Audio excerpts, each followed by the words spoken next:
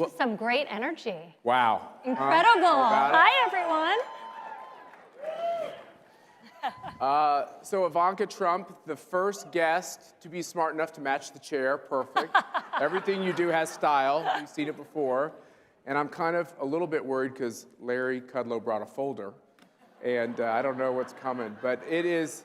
Cheat sheet. Yeah, cheat sheet. I hope you guys are appreciative. We had a hole in the schedule, so we thought we'd fill it in with Ivanka and Larry Kudlow. What do you think?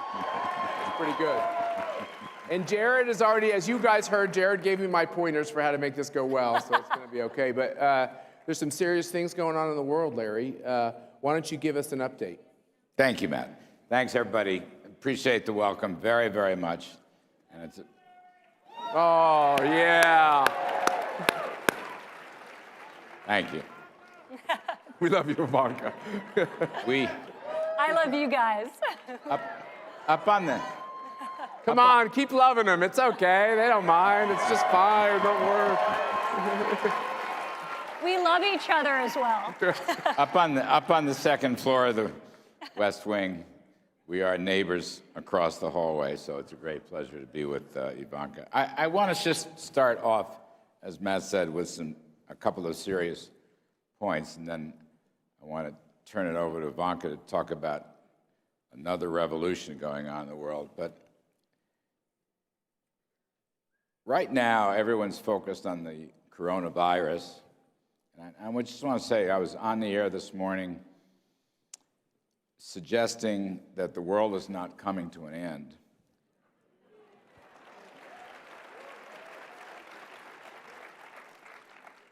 And suggesting that President Trump has made it very clear that the highest priority we have is the health and safety of the American people. And he has taken unprecedented and historical steps to contain the virus, protect Americans, to make sure that this will turn out to be a low-risk proposition, not a high-risk proposition. And when you look at the numbers so far, God bless, and we don't know what's ahead of us, but the numbers so far are very low. We're in good shape. And it just goes to show you what a country with freedom can do, even with public health, which is what makes us different. We have the finest public health system in the world. And also, I want to give thanks to Vice President Pence, who has taken over the task force and building on what we've done, and we've devoted all our resources toward it, Now, I'll say so far, the numbers coming in on the economy have actually been quite good, including today. Business investment is up. Personal income and spending, consumer spending is up. Confidence is up. All these Federal Reserve surveys are not showing supply chain breakdowns. I know the stock market is worried and fearful, but you know, if you're a long-term investor, which is what you all should be, since I believe and Ivanka believes that the country is in good, safe hands right now, you might think about buying the dip.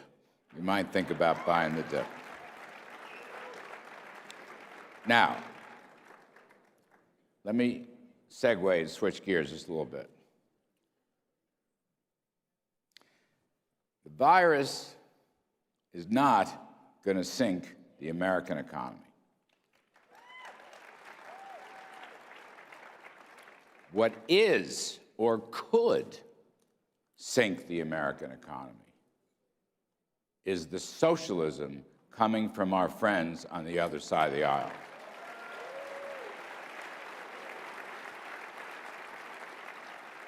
That's the biggest fear that I have today. And I spoke a year ago at this conference about dealing with socialism. And listen, Matt and Ivanka, I am perfectly happy to have a socialist candidate, so we will have it out President Trump is more than prepared to show the world why what he called in Davos, Switzerland, the American model of free enterprise will whip socialism every time, hands down.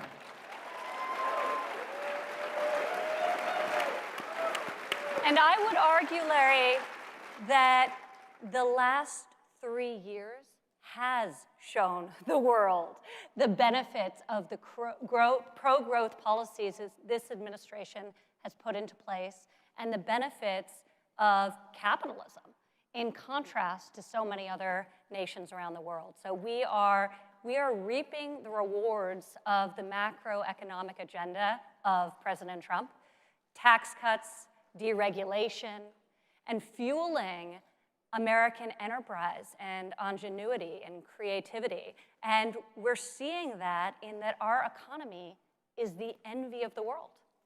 The envy of the world. And we are optimistic that that is going to just keep going.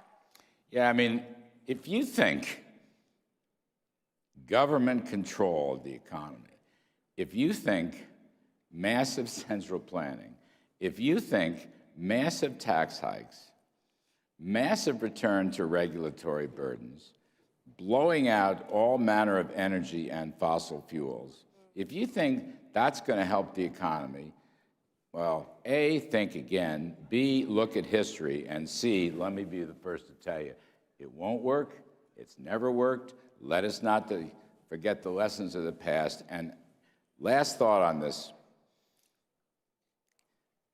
folks on the other side of the aisle are describing this deep recession we're in. Middle class is getting killed. Lower wage earners are getting killed. It's exactly wrong. It is factually wrong. It is, Matt, the greatest example of cognitive dissonance I have ever seen in my time.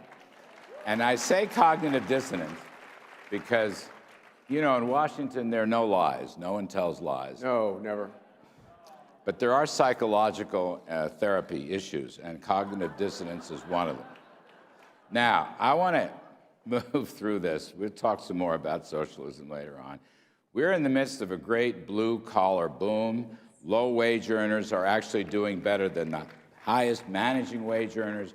We are showing that you can grow the economy and reduce income inequality because you're creating opportunities, because President Trump believes success should be rewarded, not punished. Now, I have my three booms, and I've mentioned the blue-collar boom. I'm going to mention the second boom, which I call affectionately the snowflake boom. More millennials are working today and participating in the labor force than ever before, and they may tell the pollsters they like socialism, but they don't. They're not going to vote for it when privacy of the booth. But there's a third boom, which is very cool, and that is the women's boom. And that's what we've got Ivanka to talk about. Well, let me just say, I have got to make the record clear. Okay, young folks, there are no snowflakes at CPAC, am I right? Let's get this straight. It's the snowflake boom. But I do think, though, the point Larry made is incredibly important, and it's about smart policies that lift all Americans, and especially those who have been left behind and who have been previously marginalized. Those are the people who are benefiting the most, and that is what this president campaigned on. That is what drove him to come into politics. That's the core of his mission. So it is so rewarding to see this blue-collar boom happening. And Larry mentioned women. Talk about the women's. I love the women's boom. It's remarkable. For the first Women time, are smarter than men. It's true. I agree. It's really true. Let me make I happen to agree, but I'm slightly question biased. about it. For the first time in history, there are more women working today in the labor force than there are men. We make up the majority of the US workforce.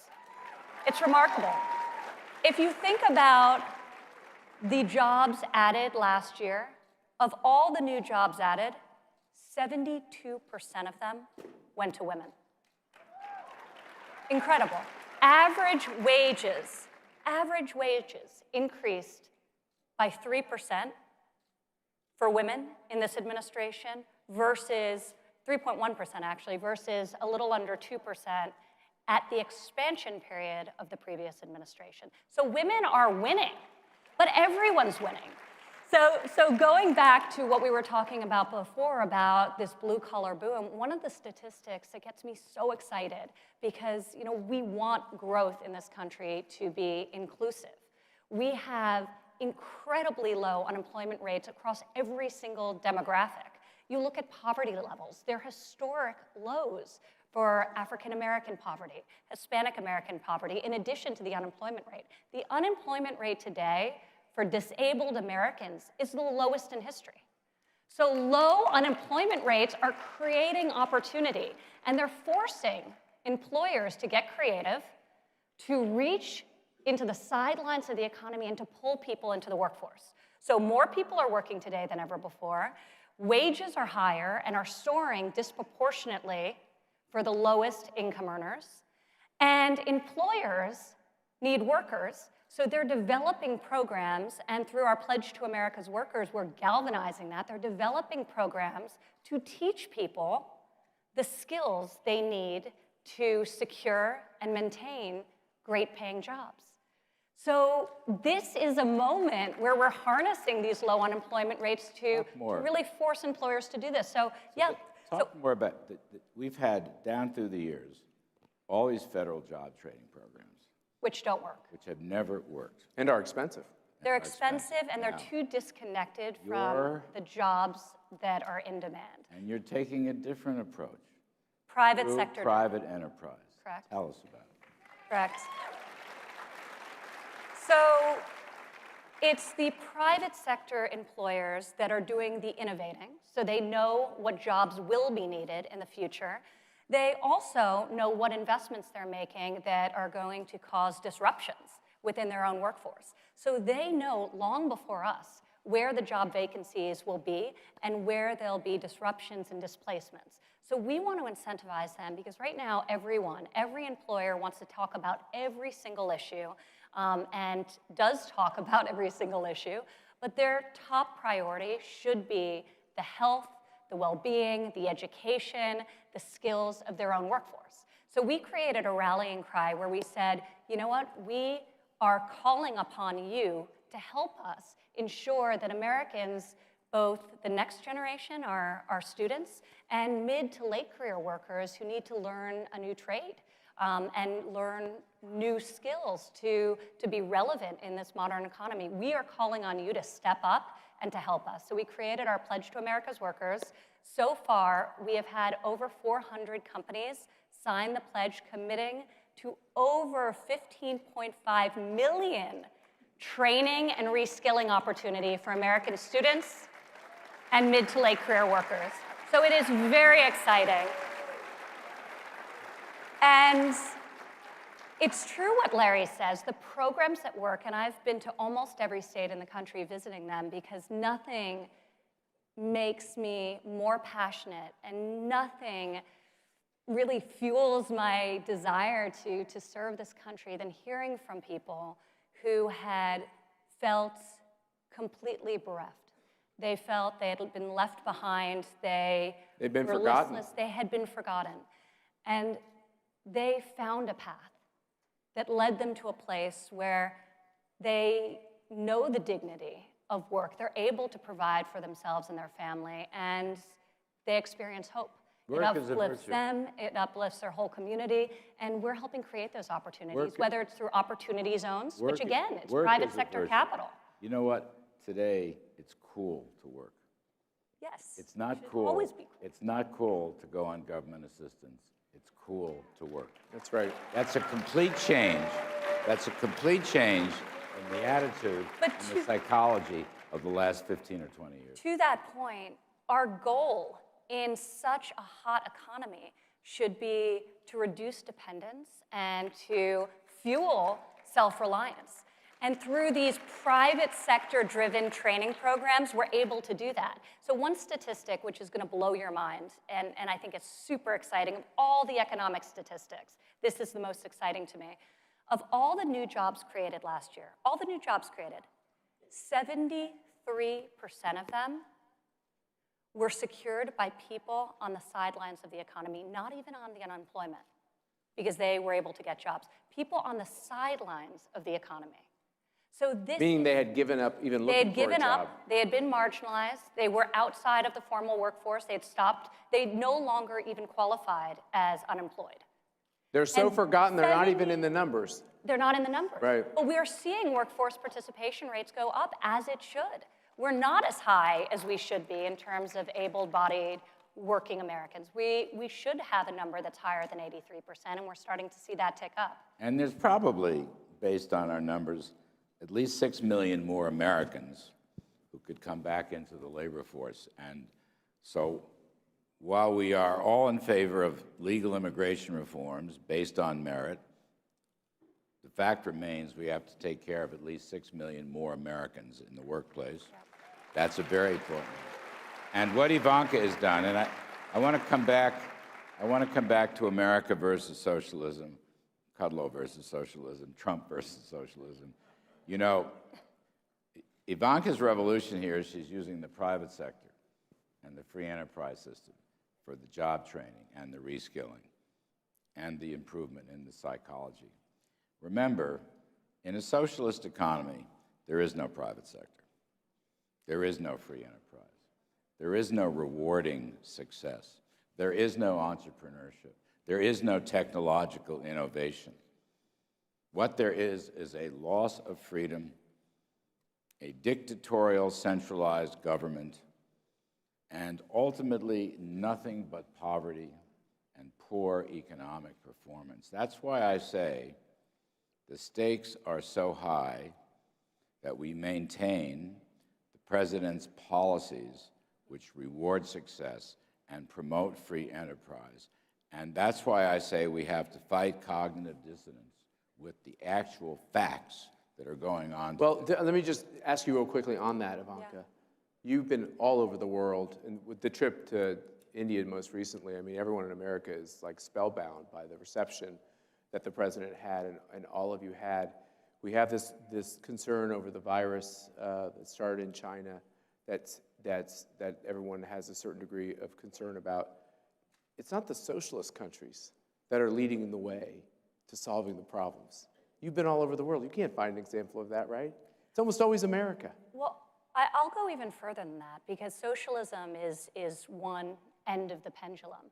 But even if you look at countries, G7 countries, when we were in Davos, the American economy, our GDP growth rates, were the envy of the developed world, not only the developing world.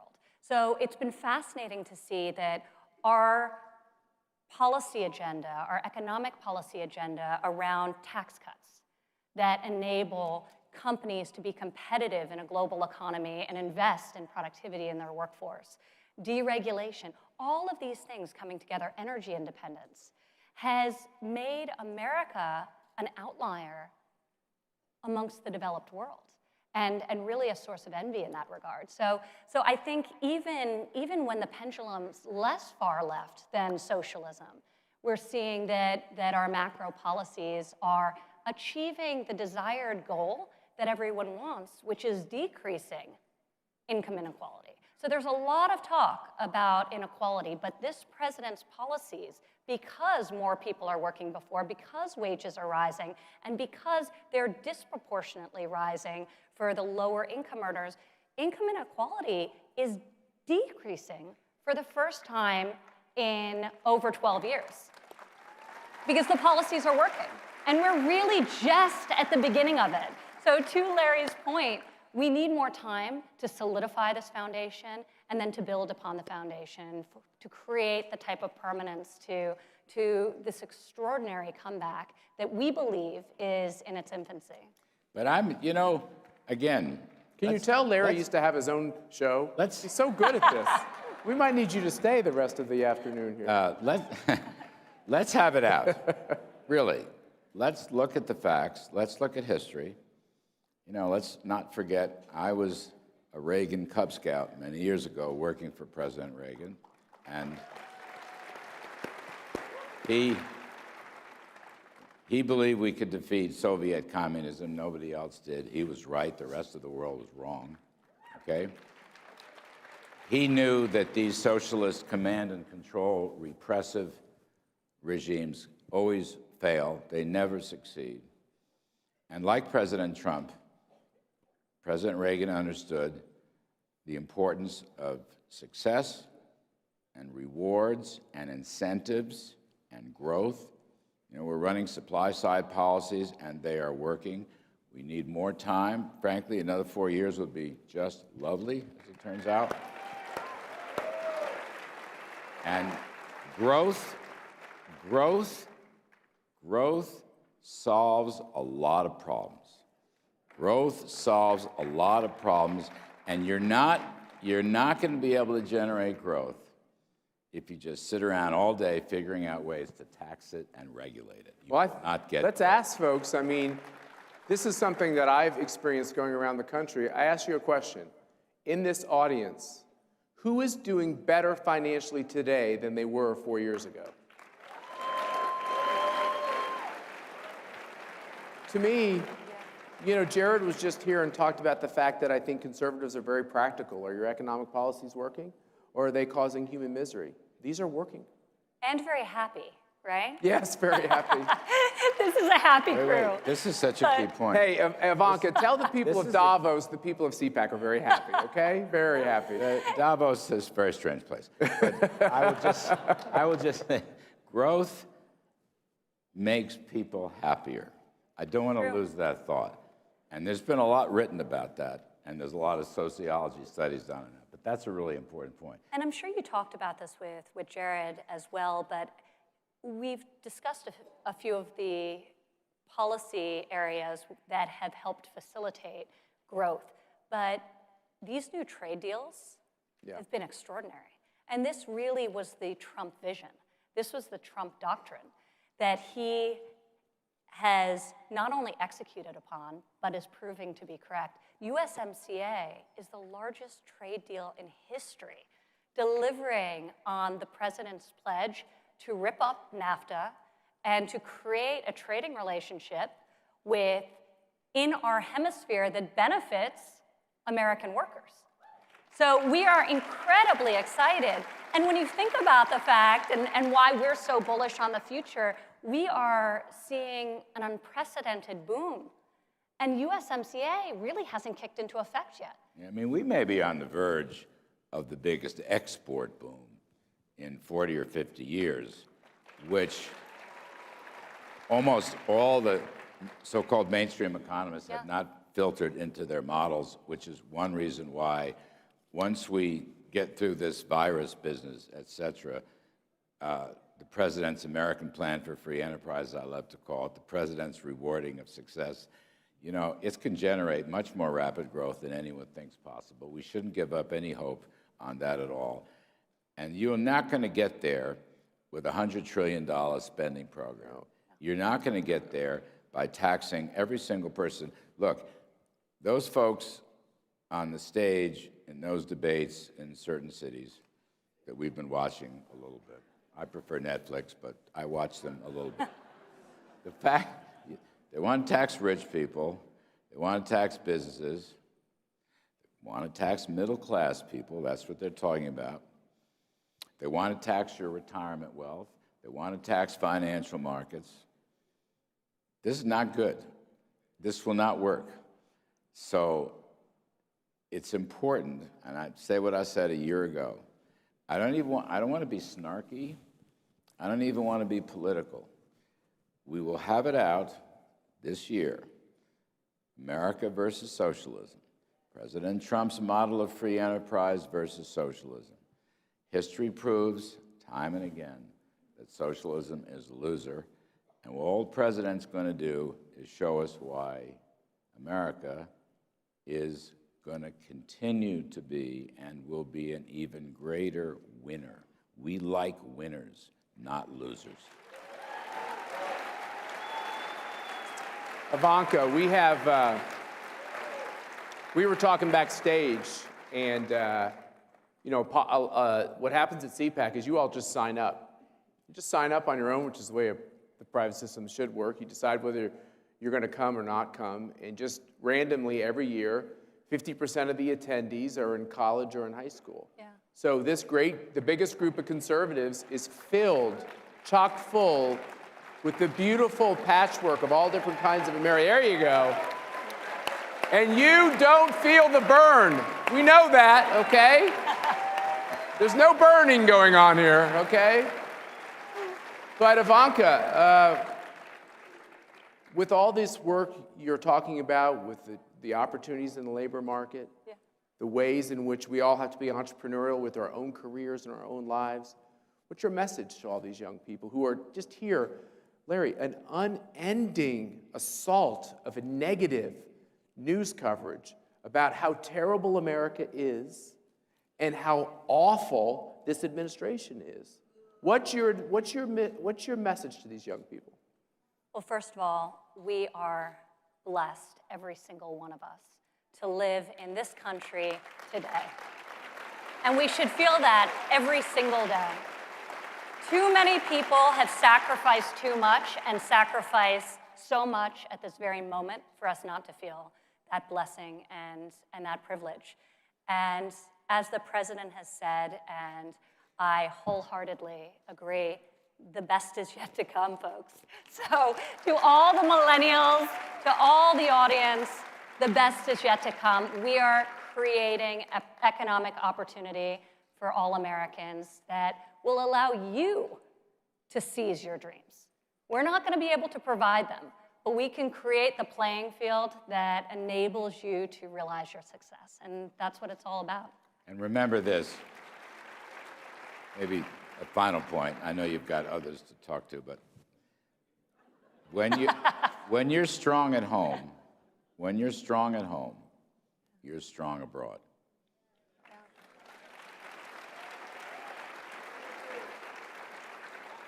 And President Trump's economic growth plans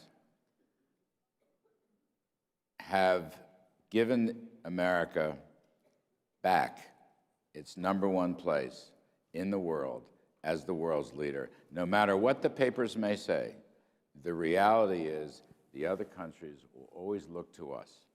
When we go off on the wrong track, the rest of the world goes off on the wrong track. When we go back on the right track, then the rest of the world starts to shape up. It's not easy. President Trump has already remade the entire world strategic position for America around the globe. He has remade it. They won't give him credit for it, but history will. And once again,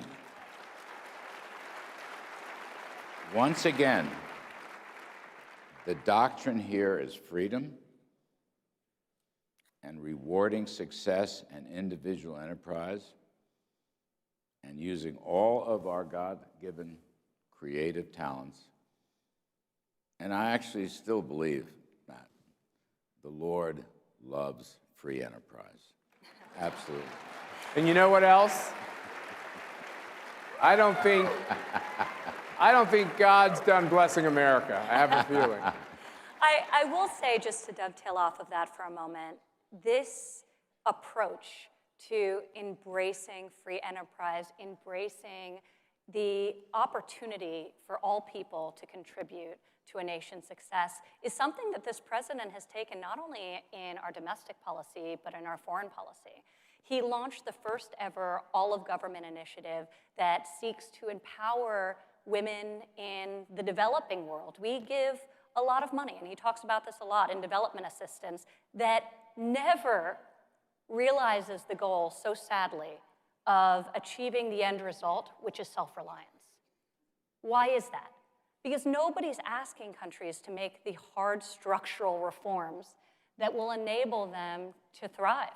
So in creating this initiative, he said, we're very proud of our legacy of being the world's most generous country, but we expect reforms to be taken so that women can fully and freely participate in your economies.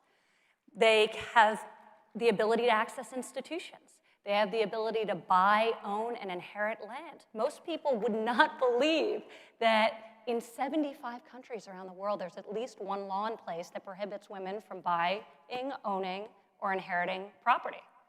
That 2.7 billion women globally in a lot of countries that we offer development assistance to aren't allowed work in the same industries as men, oftentimes the predominant industries in those countries. Agriculture, construction, water management. So he's taking this economic freedom approach into our foreign policy as well, and saying that we expect reforms, and we're going to ask you for them. So we believe in this wholeheartedly at home and abroad, and we'll export these American values in all that we do. I think we should summarize this conversation by saying, I think what you're both saying is we got to keep America great. Yes. Thank you all for honoring us by coming to CPAC. And keep winning. That's right. That's okay. Thank you all. Thank you.